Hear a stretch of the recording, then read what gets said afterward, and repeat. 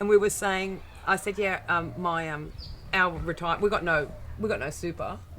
I said our retirement plan is to go to jail. So we've talked to a few people about for the upcoming issue for Women of Comedy, and we've noticed that there's a bit of reluctance to talk specifically about women in comedy. Do you have anything? Well, I can't go, why are we talking about women in comedy? I mean, what is this, the 1980s? Yeah. Why are we talking about this?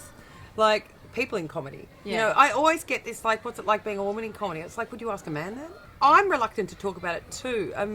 When I started doing stand-up, I decided that there was too much I'm so fat, women's magazines, my period, my boyfriend. So when I started out in comedy, I didn't do anything that referred to the fact that I was a woman. So my material could be done by a man. It was totally non-gender specific. But it was because I didn't want to be a female comedian. I just wanted to be a comedian. Yeah. I just didn't want to be pigeonholed. But if you look at the Melbourne Comedy Festival, you can look at the genres of comedies, and female is one. Female comedy.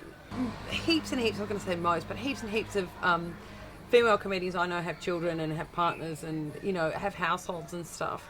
But I can say almost with 100% accuracy, it does not seem as easy for them as it does for the guys. The guys can just leave, come back, leave, come back. I never hear men full stop, and this is, you know, well known. Men just never ask, you know, how do you balance, you know, having children or having a family and work. So one of the things that I've noticed is that men, particularly, I'm not sure with it now, but certainly back when I started and for a long, long time, men were far more likely to gather together and become these kind of comedy groups. There was like the Artist Services Full Frontal group, there was the Comedy Company group, there was the Working Dog, the panel kind of group. And it seemed, I don't know why, that it wasn't as common for women to do that. And I don't think it was because there was fewer of them, but there's been a lot of great double acts in comedy. I mean, we've got Tina Fey and Amy Poehler now, but there was people like Dawn French and Jennifer Saunders, Mel and Kim. There's been quite a few really successful ones. I mean, Kath and Kim, you know, Gina and Jane, but not nearly as common for women to be parts of those groups, and even the women who were parts of those groups, so many of them were just kind of marginalised, given, you know, shitty, laughing, crappy roles. But then there's people like Magda Sabansky and, you know, Magda and Jane and Gina, they went on to do Big Girls Blowers and stuff. But as far as the seed where those things start, there very few groups were female-driven or female-dominated. I've seen quite a lot of progressive females who have been picked up by agents and managers and stuff not do well because because the agents and the managers are not behind what they want to do, but where they can make money. So they'll say, you know, you should be doing, you know, we need you to do this so you'll get a commercial television gig or a commercial radio gig, but it's just not them. Yeah. And not just going, okay, what's your creative path? What are your passions? What do you want to do? What would turn you on? And they're going, no, we just, everything, and you just see these particularly women who are terrific being trotted out as like auditioning for a potential commercial television or radio role, which is just horrible. I mean, anyone who works in commercial radio has got Stockholm syndrome. It's a horrible place to live.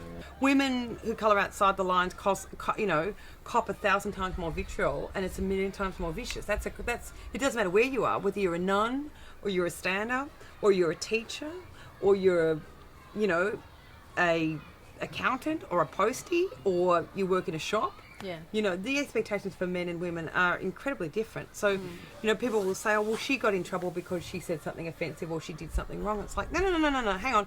But you've got people like Kyle Sandilands, Sam Newman, Alan Jones, Matty John, like, you know, John Laws, any of those people, John Michael Housen or whatever, Russell Crowe, will do exactly the same or worse, and they won't be sacked or tapped on the shoulder. They'll probably be promoted. Do you think that the rise of social media has made it a bit easier for people, male or females, to get into comedy?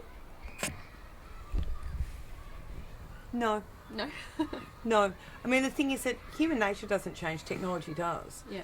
You know, there was always, I wanted to get into comedy. I made one phone call to the SB, called up this guy called Dave O'Neill who just started doing comedy. He said, call Trev at the SB. Anyone can do it. Anyone can do it. It's a very ecumenical thing. But women are,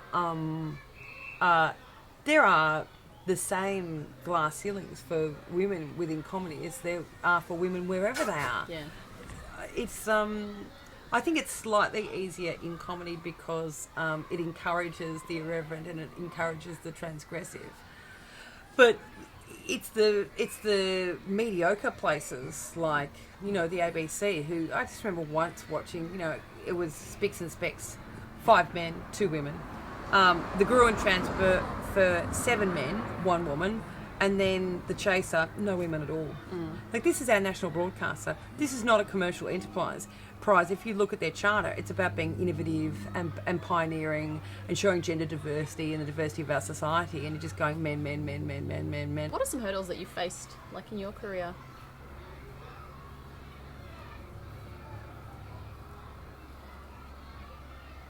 None. I've never had a plan, and I've always been very entrepreneurial and just, as I said, I've just done heaps of stuff. Write a book, write a column, call these people, make some brochures, make some, business cards, knock on this door and stuff. So I don't know any different. I've never had a full-time proper job. I've been a professional, speaker, comedian, talker, writer, whatever, for over 20 years. So, and I own a house, and I've just come back from Europe and I'm about to go skiing. So I can't see what hurdles. I mean, if I put myself into any other environment, I have had ups and downs, relationship breakdown and depression, all that kind of stuff, but I would have had those. They're not to do with being a comedian. I think that, if anything, it's been a huge advantage to me to have been able to thrive in this profession and be able to move, constantly change tack. I've just seen a lot of people not be able to keep up with, but I do this, this is what I do. And when I was writing columns for The Age, I was getting $800 a pop, and I was badly paid.